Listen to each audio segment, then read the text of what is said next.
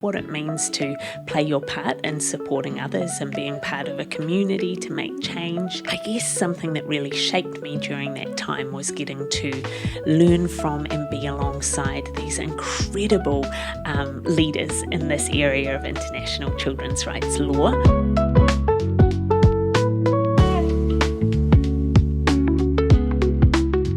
Kia ora everyone and welcome to Voice of Aroha, Wellington Access Radio 106.1 FM. My name is Aarthi and I'm joined today with my wonderful co-host Hannah. How are you doing today, Hannah? Pretty good, and I'm really excited. Yeah, I'm excited too. We have a really cool guest in the studio today. Yep. Welcome, Dr. Claire. Kia ora kōrero. How are you doing today? I'm doing really well, and I'm just excited for this conversation that we're going to have. Well, thank you for being here, first of all. We're very excited to talk to you about your very incredible journey that has taken you all around the world. But I don't think we could do your introduction justice, so please, we're going to hand the mic over to you. Tell our listeners a little bit about yourself. Go ahead. Kia ora anō, ko Claire tōku ingoa, ko hau te kaikomihana matua mōna tamariki o Aotearoa. So I'm Claire, I'm the Chief Children's Commissioner. I was born in the Waitakere Ranges in the lands of Te Kawaro Maki in west of Tāmaki Makaurau. I am of woven heritage, so I'm Javanese on my dad's side and Scottish and Irish ancestry on my mum's side. And now I get to serve the children and young people of Aotearoa, New Zealand in my work as Chief Children's Commissioner and leading our team at Mana Mokopuna Children and Young People's Commission. Wow. That's amazing. Now, Dr. Claire, I got to tell you, I've interviewed a lot of people in the studio before, and I think your job might be the coolest thing in the whole planet. I am so excited to hear more about what got you into working with young people and what sparked your passion for it. So could you tell us a little bit about where your journey started? Well, I agree with you, Aarthi. It is a really cool job, and I'm very fortunate to be the kaitiaki of this role at the moment. But I guess where my background coming into this mahi started, I guess I go back to my own childhood in a way, and some of my experiences growing up, the I guess causes that I was exposed to, and some of the opportunities that I had to be part of my community to help to be part of making positive change. For example, I think back to my time at primary school. I got to fundraise for an amazing cause at the time, which was called Ride for Life.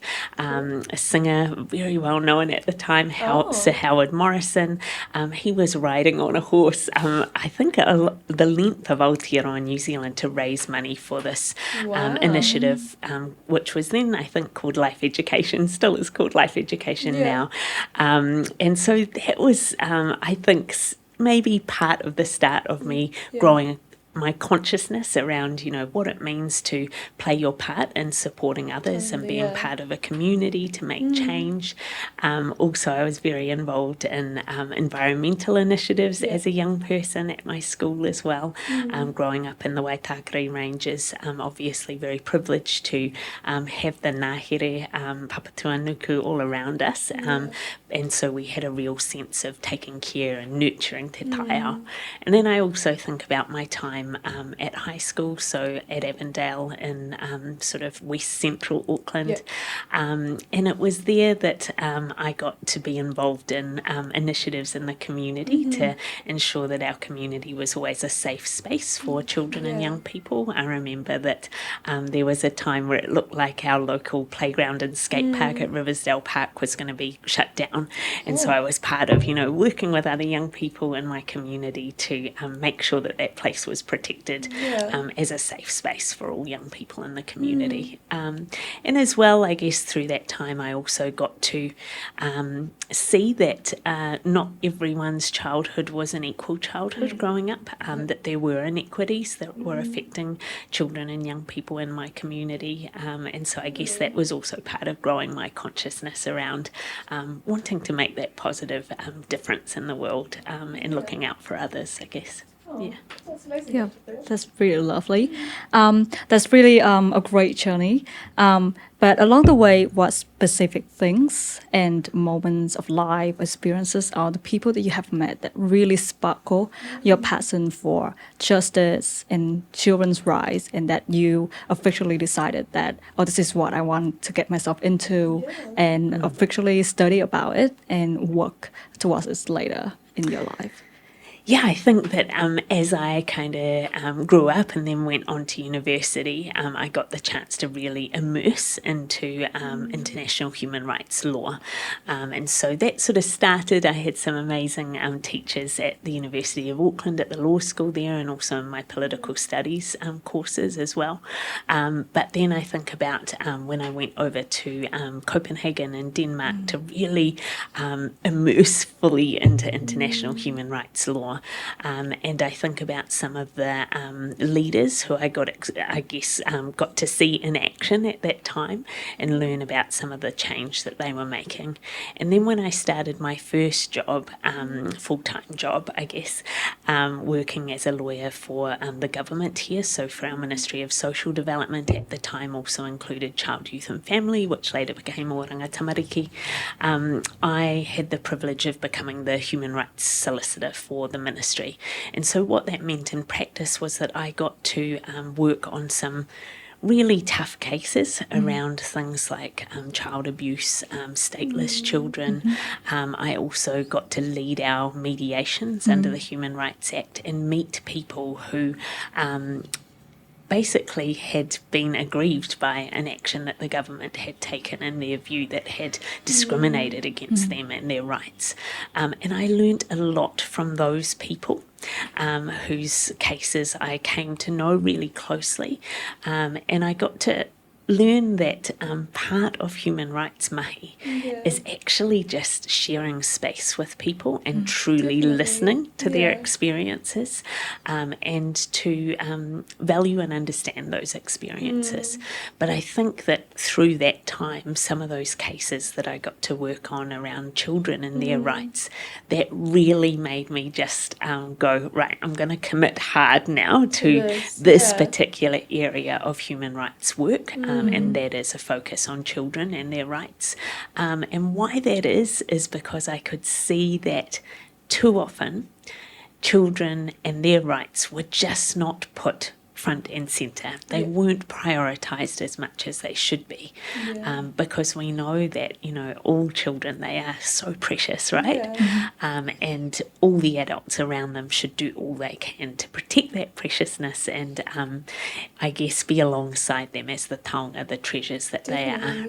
And so I just felt quite fueled, I guess, to want to play my part in making a difference for children and young people in the world, here in Aotearoa, around the world, and just to, I guess, make a difference so that children and young people can experience their rights every single day, no matter where they are, where they're growing up, what their life experience is, they should get to experience those things. So I guess that time working as a junior lawyer, it really just made me go, yes, this is where I'm going to channel my effort and energy and knowledge now. Yeah, I love how you said that thing about young people being taonga and treasure, because that is very true. And also, all young people deserve to have an equal childhood, but not all young people get to have that.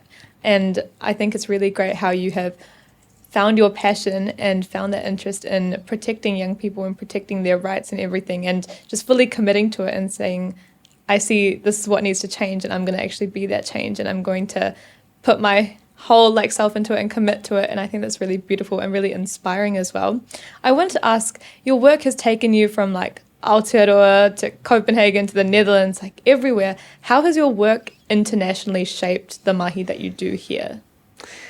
Yeah, that is a really good question, and I think that I'm a really proud Kiwi, I love what we have going on here in Aotearoa, New Zealand, but I think my experiences overseas and getting to work in these different spaces relating to children's rights really opened up for me new horizons of understanding, possibility. Also, I think that there's probably bigger opportunity in a way to work in this space of children's rights internationally in some other countries. But I think being able to bring that knowledge back here to Aotearoa, New Zealand has been an asset, I think. And I think about my time, so for example, as you said, Aarthi, I lived in the Netherlands for a number of years. I did my master's there, then went on to start my PhD while I was there in a little place called Leiden in the Netherlands. And I guess something that really shaped me during that time was getting to learn from and be alongside these incredible leaders in this area of international children's rights law, also in practice around children's rights as well. So I was fortunate I got to take on some mahi with UNICEF based out of The Hague, and that work was really, really meaningful and taught me a lot. So it was focused on the rights of international unaccompanied minor asylum seekers, so children who are coming into countries like the Netherlands, Denmark, the UK, from places such as Iraq and Afghanistan, who had fled war on their own. Oh my gosh, and then were coming into these European countries, but actually being returned forcibly to their place of origin, their country of origin, without any consideration by those governments for their rights as children, without any determination of what was in their best interests. And so I was leading a project on behalf of UNICEF at that time that was to make change on that situation and to stop that practice from happening. And so that work took me into spaces like the Council of Europe and the European Union, getting to advocate at that kind of level for the change that was needed. Also having to learn different systems of government across those different countries, and find out what those different levers of advocacy were.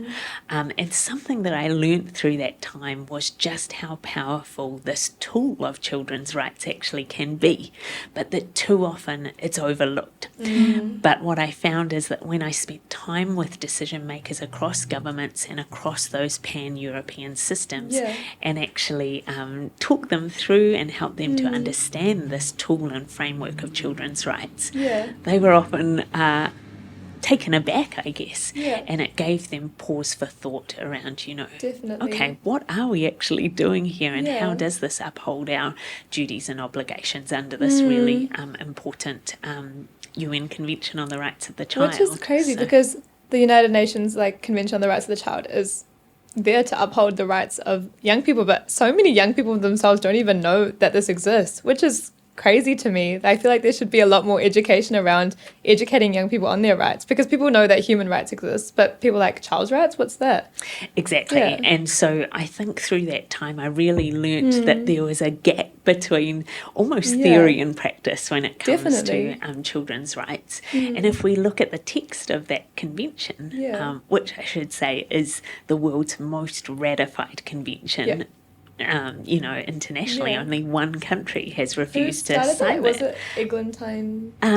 That's the roots that go back to the Declaration on the Rights of the Child, Eglantine Jeb. And then if you sort of fast forward to 1989, that was when the all of the countries around the world kind of came together and they were like, yes, this is going to be our 42 agreed minimum basic rights for all children under the age of 18. And so New Zealand signed up, ratified that convention in 1993. Cool. And you're right, still to this day, not enough children know that they are rights holders under this convention. And so that's part of my mahi now as Chief Children's Commissioner, to make sure that all children in this country know that they are rights holders under the UN Convention on the Rights of the Child. That's amazing. That's really insightful. You have been working in different countries and see how human rights are actually played out in practice. So there have been a lot of exposure of yourself into real cases of children and many issues around them. So you said that you have seen how proper frameworks are used to be in a place and to be in place to get to resolve any problems when it comes to human rights, and in different scenarios, different countries, different cultural contexts. So how did you bring those experiences, especially in the Netherlands, back to New Zealand and see how those plays out in here, Aotearoa? I think that's something that I have learnt is that it's really important when you're advocating for children's rights that you actually do that grounded in the lived experience of children themselves.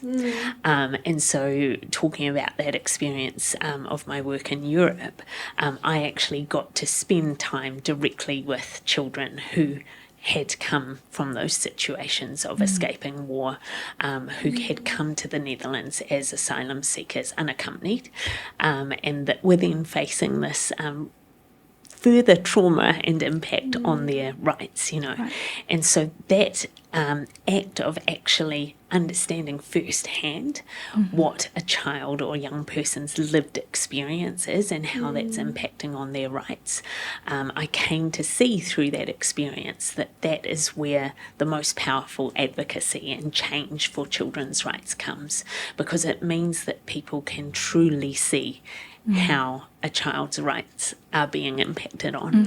And, it's important to recognise too that children's rights, they can be experienced positively or they can be experienced negatively, by being either taken away or not upheld to the extent that they should be. And so I think always recognising that when it comes to this upholding of children's rights or making real the promises that we've made to children under this convention, always going back to, okay, so what do children and young people themselves say that they need to experience their rights? And so that's something that I try and really draw through in my work today.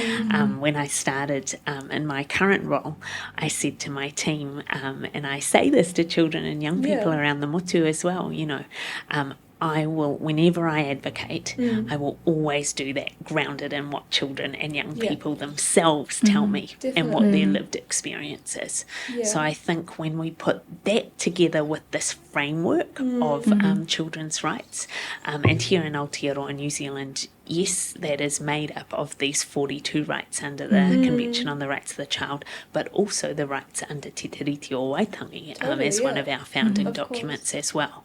When you put those two things together, that lived experience, what children and young people themselves say they need to experience their rights, and when you underpin that with the human rights framework, that can be really powerful for shaping and grounding your advocacy. Definitely. And I think a lot of the times people decide what young people need without actually talking to them or asking them what would make their lives easier, which you can't do that. You can't, advocating is not about taking someone else's voice from them, but it's helping uplift their own voice and helping them speak out on things that matter to them as well. So that ties in really well to my next question, which is, what does mana mokopuna mean to you personally, and also how does that guide the work that the Commission does?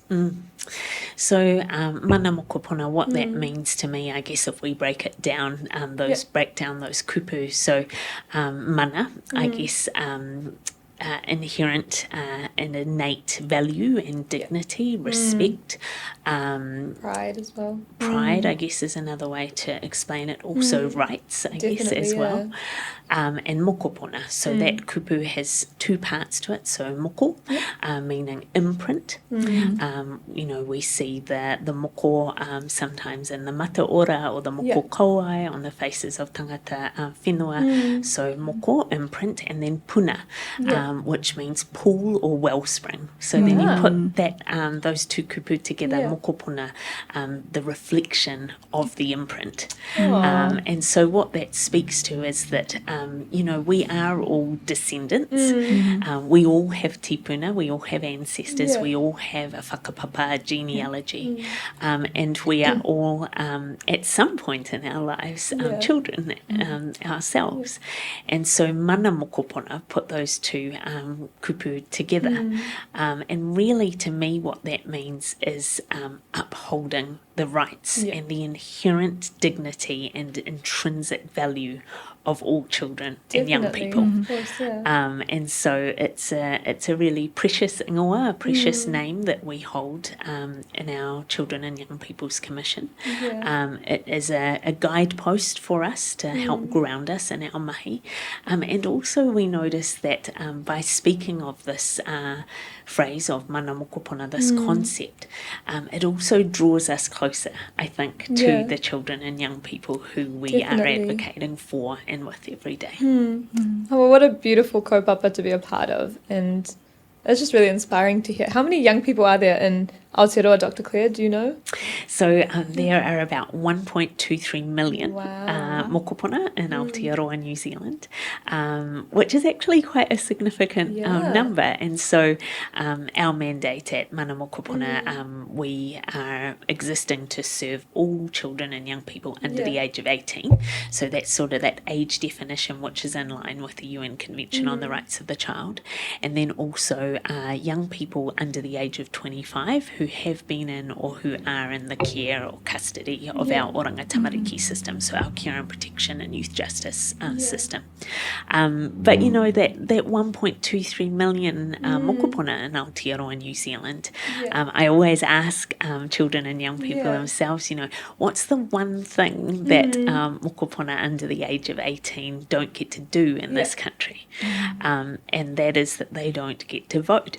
But actually, if we think about the decisions that are made every single day in this country, both at a national level, at a regional level, at a local level, even in our own local communities and whare homes, decisions that are made every day, they affect mokopuna. 100%. But too often I think we don't remember that and we don't place enough attention on that. But I really come back to the fact that, you know, a child who is born today, they are in all likelihood still going to be alive in the year 2100. Absolutely, It's a long time ahead, it right? It is. Crazy to think about that. Exactly. And so why I mention that is because the decisions that we make today, they not only affect children and young people in the here and now, but they're going to affect them for the longest time to come. And so that's why I'm a very big advocate and champion for children and young people being involved in the decisions that affect. So Dr. Claire, the theme of Youth Week for this year was Whai Wāhitanga, which means take our place, and you were at the Youth Week launch this year. What does that theme mean to you and what significance does it hold? Well, can I just first of all say how cool was Youth Week this year? Oh, cool. It was amazing. I loved every single event that I got to be a part of, and connecting with so many rangatahi through that week was such a privilege. But I guess if I think about Whai Wāhitanga, and I think that also such a cool thing to have for Youth Week, it really to me speaks to the importance of mokopuna, so children and young people in this country, really stepping into that space of their mana, owning their space, and finding that confidence amongst one another and amongst the collective to actually speak up and speak out and be bold about the things that matter to you as young people. Because I truly believe that the more that children and young people get to shape those decisions that affect their and your lives, the better outcomes we're going to have for them and for all of us as well. So it was great to see so many rangatahi living out that theme of Whai Wāhitanga during Youth Week. It's so cool to see how many youth-led projects are run throughout Youth Week about so many different things like that they're passionate about. That you can see that they care about their futures. They're already working hard to create solutions to problems that they're seeing already, which I think proves that young people are not just the leaders of tomorrow, but they're leading right now. They're the leaders of the present as well, which I think what you said about all the decisions made now are going to affect our future generations as well. So we need to have a say in all those things that are going to impact us later down in the line. And I really liked how you said that. And I wanted to ask Dr. Claire, we talk about like safeguarding young people and protecting their rights. Currently, do you think we are, as a country, I guess, doing enough to uphold child's rights? And if not, why do you think that is? And what can we do to improve that or fix that? In short, no, I don't. I think that there is huge room for improvement. Definitely. And that's a non-negotiable. Yeah. We actually have to do this Uphold together. their rights, yeah. Exactly. I should say, though, and celebrate the fact that the majority of children in our country are living those good lives that we want them to be living, experiencing those minimum basic rights. So that's good, but we need to build on that progress. And that experience of a thriving childhood that needs to be equitably experienced for amongst all mokopuna in our country. And so you asked about, where are the spaces that we aren't doing so well right now. And so I think about, what are the things that we all need to actually have a safe and healthy life, and for children a safe and healthy childhood, where yes, those minimum standards are met, but also where children can thrive. Definitely. And so one of the areas that we are continuing to let mokopuna down on is when it comes to their right to an adequate standard of living. And so here I'm talking about our situation when it comes to poverty that affects families and whānau. It is totally unacceptable that we have 156,000 children who are living in material hardship in this country. So if I break that down to real terms, what that means is children who are going without 6 or more of the very basic things that they should have in their childhood. That's things like access to nutritious kai food, access to 2 pairs of shoes to their home, being able to be warm, transport to be able to get to the doctors when they're sick. And if you break down that number of 156,000 mokopuna, if we think about a space like Eden Park, so the biggest sports stadium in this country, that's filling up Eden Park 3 times with children. That is the number of children who are in material hardship in this country. And so that's one big area where we are simply letting mokopuna down right now, and that has to change. Another area that I really am desperate to see change on is every single child and young person in this country growing up safe and well. If we look at our statistics around child homicide in this country, on average, 1 child dying every 8 weeks in Aotearoa, New Zealand by homicide. This is not the country that we want to be. And I believe that everyone in Aotearoa, New Zealand has a part to play to collectively look out for all children and young people so that they can be growing up safe and well. So these are just, 2 of the big challenges that I see in our country when it comes to actually making real these promises that we've made to children. So I could see that these issues, they are interconnected. And if you look at the root causes of these, they are really complex. And if you want to break that down, has so many underlying issues that you could touch on every single string. And if you want to actually want to combat every single root cause of that, I would see this need to have some system level change instead of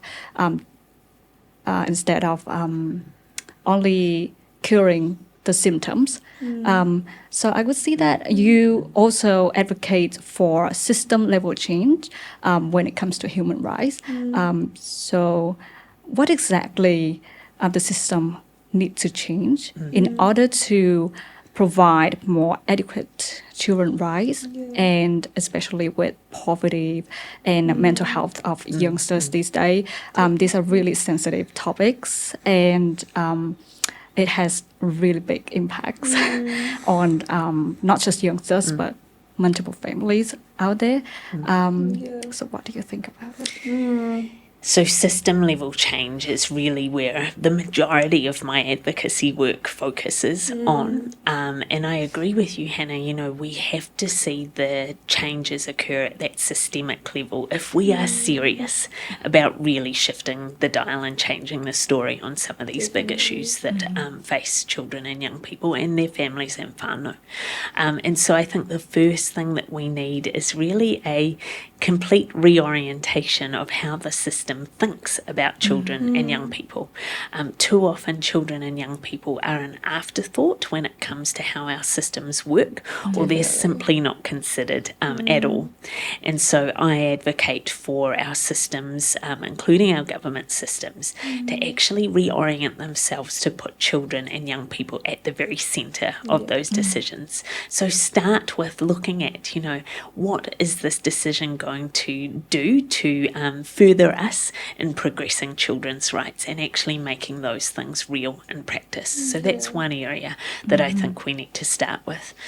Another area is when those decisions are being made at the systemic level, actually involve children and young people in shaping those decisions and informing those decisions. Right. So if we think about two particular systems that specifically exist to serve children and young people, our education system and our oranga tamariki care and protection and youth justice system.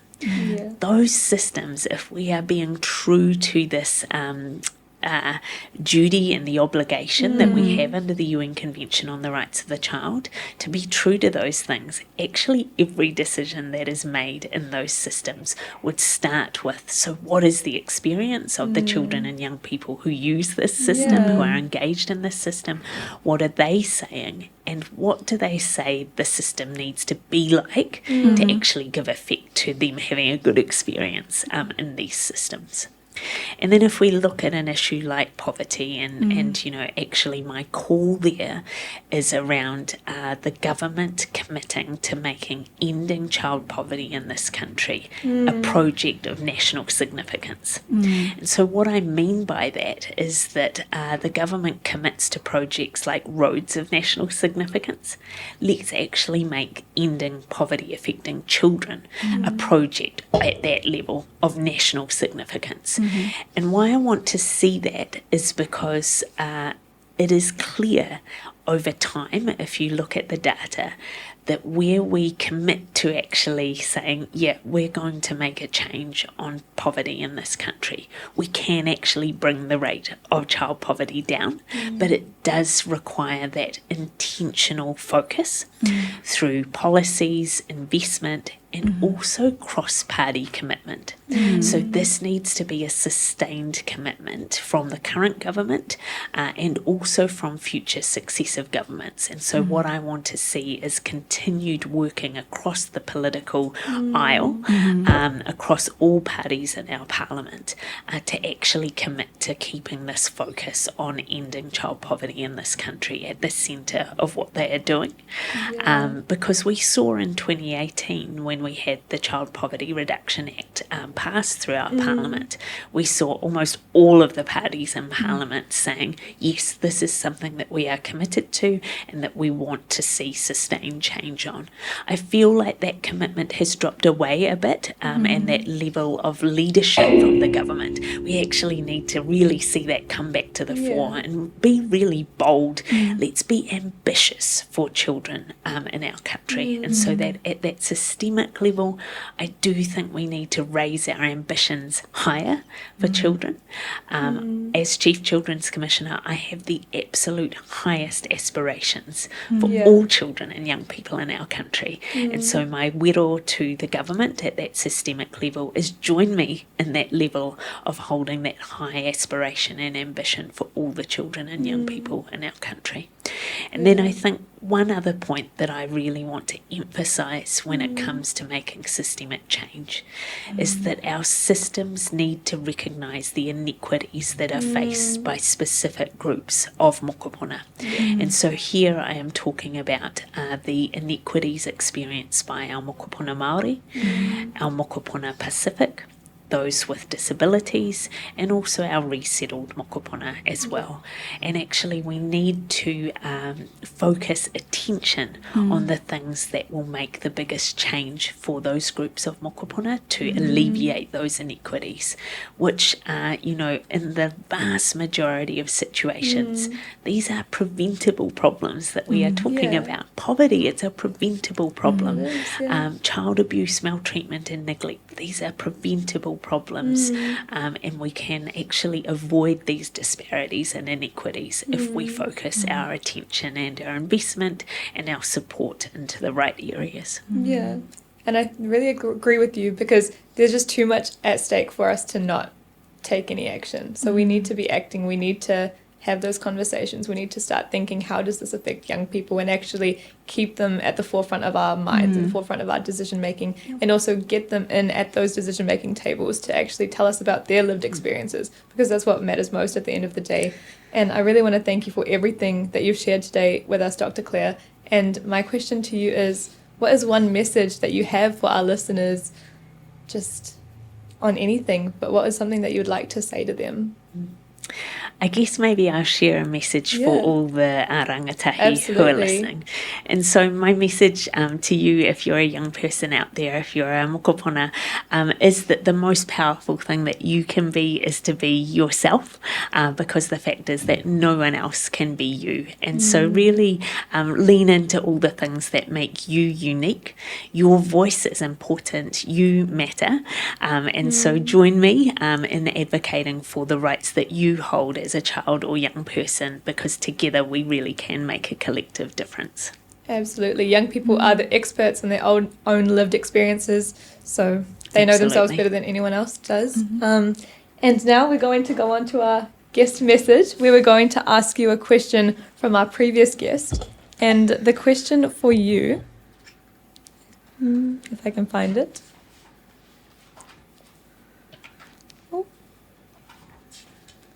is, how should we approach intersectional justice? What a great pātai. Definitely. Big one. I think the best way that we can approach intersectional justice is to really listen with care, so ata whakarongo, to those different life experiences that come from people who are living the realities of that intersectionality every day. And so I believe that if we put their experiences at the heart of making change in this space of justice, we will get the best outcomes over time. Definitely. Well, thank you, Dr. Claire, for your time, and thank you, Hannah. This was a wonderful interview, and we shared so many great stories, and thank you for all the kōrero that we had. It was lovely to have you in the studio. So glad we could finally get you in. It has been amazing, and we hope you've had a great time today, Dr. Claire. Thanks so much. Great to kōrero together. Thank you, and thank you to our listeners as well. Right. Sorry, I just have one more questions. I just thought about it. Such as circling back to what you have talked about, the system level change, and especially with the policymakers, the government policies, and the system enablers. So I feel like it's more of a two-way interaction. One side is people that have a bigger say in the scene, and the other side is the youngsters themselves. So I would say, especially in the issues of poverty or mental health, the youngsters are the ones that are impacted directly. And sometimes youngsters, young people, they do not fully aware of what kind of rights that they have, and what exactly in what aspects that their voices will be heard. And if young people, they find themselves in those situations, how can they be more well-informed of the issues, and how they could have a more proper school of thought of how they would perceive the whole situation if they found themselves in those situations, and how they would and how they would have specific opinions about it.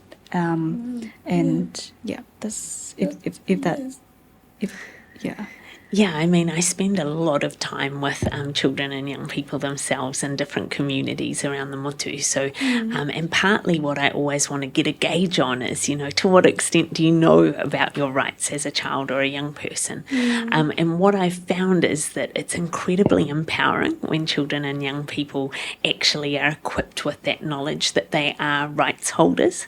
So I always encourage children and young people, actually take the time to delve in and learn a bit about your specific rights under the UN Convention on the Rights of the Child, under Te Tiriti o Waitangi, learn about those things, because by having that knowledge, that mātauranga in your kete, that really helps to empower you to advocate for the things that you are a rights holder of.